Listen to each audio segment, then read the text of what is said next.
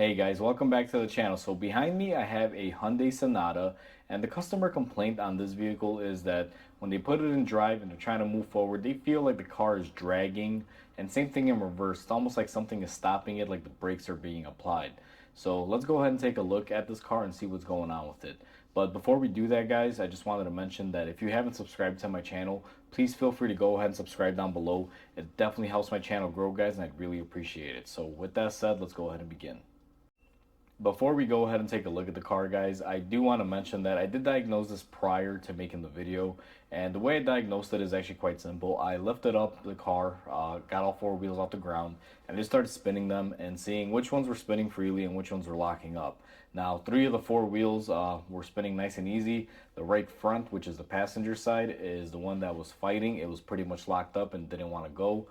So we have an issue with either a caliper or something else. Now, I've diagnosed it as a bad caliper, but to be honest with you guys, the root cause of this is not the caliper.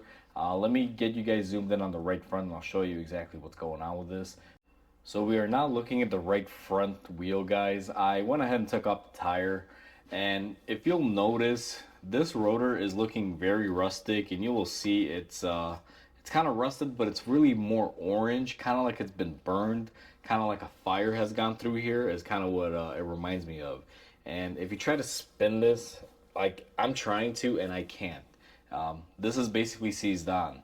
Now, a little bit more tell of what's going on here. If I'm gonna just move you guys here to the side, let me get the light on here from the camera so you guys can see a little bit better. You will notice that on the caliper, even on the front fascia of it here, you can see same kind of discoloration, very orange in color, and it basically carries on throughout the whole caliper. Now, this caliper has gotten hot, this rotor has gotten off, even this hub, you guys can see, has gotten very, very hot. Now, this is a regular customer of mine. I did this wheel bearing on this wheel about 3 or 4 months ago, and this thing was nice and brand new and shiny. There's no way it could rust up this bad. This tells me that a lot of heat has gone through. Now, I initially thought that maybe the bearing was producing a lot of heat and locking up, but it is actually able to spin freely. When you remove the caliper, you're able to move it, and everything is nice and super easy to move. One thing that I did do just to kind of verify if it was a bad caliper or not, if you come up here after you pump the brakes and you relieve this pressure off the caliper by opening the bleeder, then you will notice that the wheel goes ahead and moves a lot more freely because you're taking the pressure off the caliper from the fluid line, which tells me that we have pressure being built up inside the caliper and we need to find the root cause of it. Now, let me get my light and I'll show you guys what's causing this issue. So I got my light up here, guys, and you will see this is our brake hose. It kind of loops around, comes up around here, takes like a U-bend, makes its way all the way around here, comes up here, and then kind of inverts to come off to our caliper. Now, I necessarily don't like this style. This is a horrible design. I believe what's going on is that this line, due to all the bends and twists that it has, it's also going to have a lot of connectors that hold it into place. I don't know how well you're going to see this, but you see here, this is a bracket that holds it into place, and we have another bracket down here that holds it into place. It's very difficult for me to show you guys on the actual car, so I'm going to zoom you guys this way and let me show you on the new line that we have. So this is our brake line that we're going to be installing on this car. This is the side that goes to the caliper, and you'll notice before it even gets to the caliper, you have this bracket that is not a part of the hose assembly. It's just crimped on there. What tends to happen a lot on these cars is you'll get a lot of rust buildup in here, guys.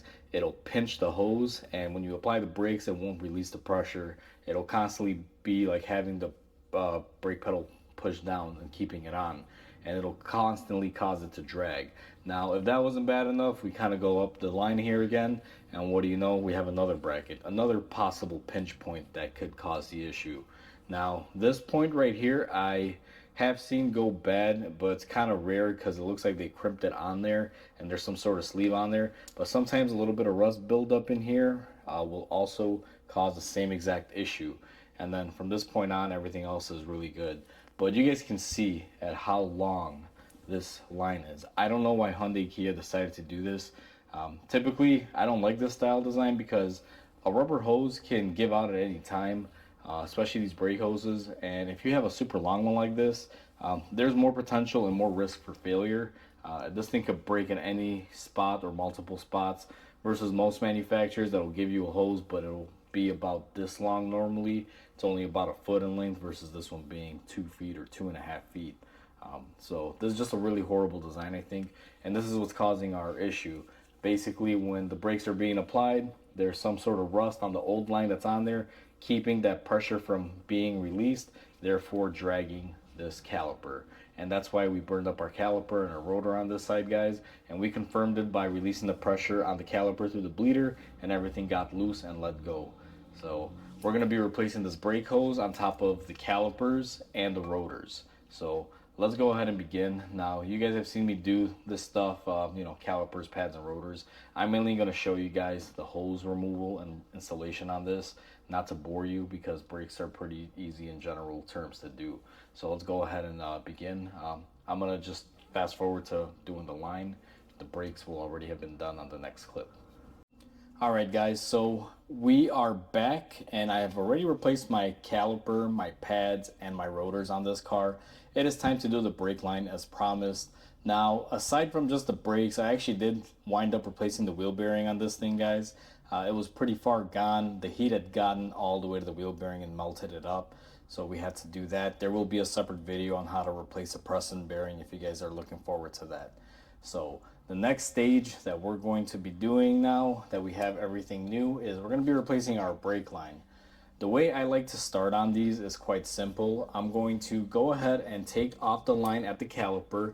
We're going to go ahead and unscrew our line here. I did put a line lock on it so it doesn't leak out, but as you guys can see, I got my bolt out. So now our caliper is unhinged from our line, and it is just, you guys can kind of see back here. We went ahead, disconnected it, got my line lock on the line. Now, one thing that you have to do, and I had to do this previously on this specific car, is right back here, you're going to see this bracket. It is actually bolted up to the knuckle back here with a 12mm. You're going to want to remove that, and once you get that free, I'll show you guys from the other side, you can kind of move your line here. Now, when that is bolted up, it's also bolted up to your ABS speed sensor wire, so you will have two little connectors there to remove, but it's all one bolt that holds it together. Now, the next thing that we're going to be attacking is right here. It's going to be that 12mm. So let me go ahead and remove that here while you guys get repositioned. And what I do is I just take my wrench and just put it on here, and these should come off fairly easy. Sometimes it can be a real pain, but I find that if the car's at least been taken care of and your knuckle area here isn't rotted, these typically come off. Let's see if we can get this off here. Sometimes they get stuck, and this one really sucks because I can't fit my ratcheting end in here really well. Let's see if I can just do it this way. And you guys will see as we disconnect this, everything here is getting loose. We only need to remove this bracket and kind of set our ABS wheel speed sensor harness to the side because that's the one that we're after. Now that that bolt is out of the way, I believe we have one more bolt, and it's going to be farther back here. Let me position you guys around. So if you come back here, you will notice there is one more 12mm in place there. Let me see if I could get in here with my ratchet end and break this free as well. And this is just such a stupid design, guys. It's an engineering fail. I will probably make an engineering fail video on this just to kind of highlight the issues that we have here. But aside from that, it's just, I don't like this style.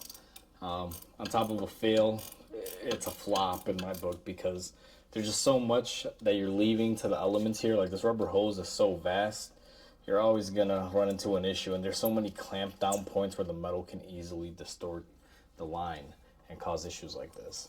So now that we got that unbolted, we should be free here. I believe this is just rusted into place. Let's see if I can loosen it by hitting it. That didn't quite work out. Use my pliers.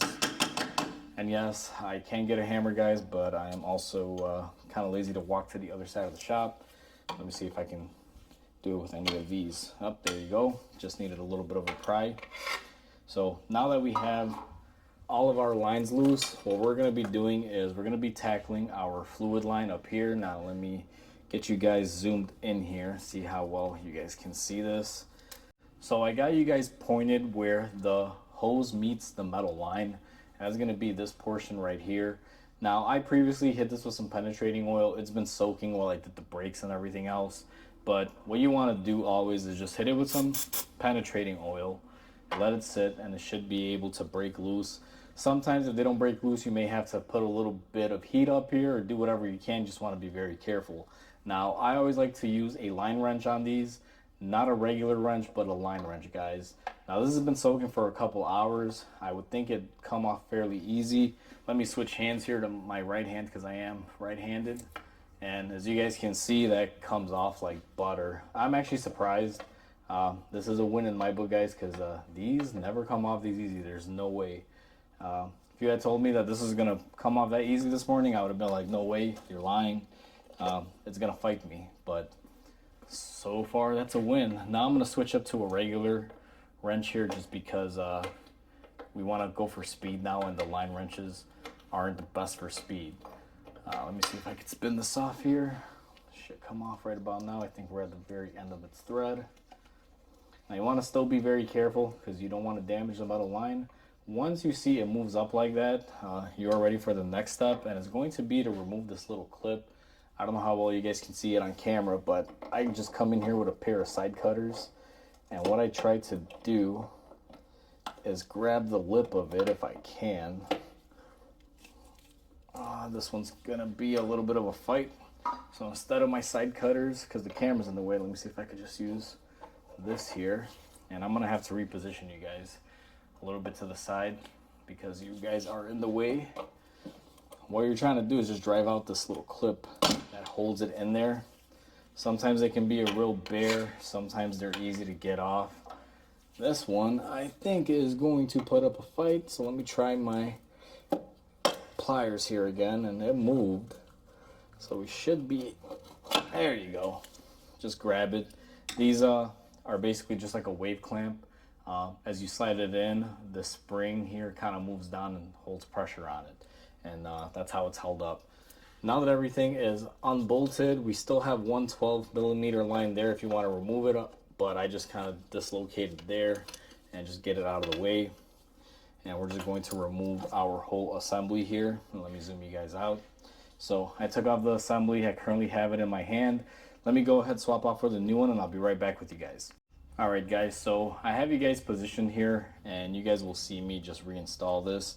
Now, where I like to begin is just start off right here, and you want to basically put your line in, and you want to hold it until you get your little clip, and you want to slide in your little lock clip.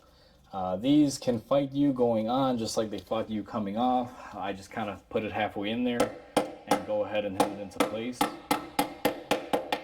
Now there's no exact way that this goes in. You can kind of be on all three sides there. The only way you can't do it is facing towards the firewall inward like that because it will not go in.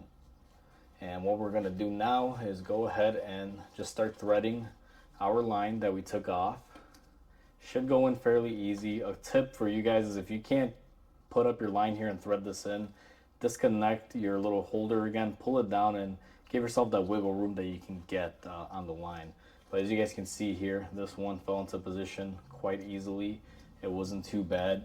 And I'm gonna go ahead and just tighten it up here just a little bit, snug it up, and then I'll do the final tightening with my line wrench.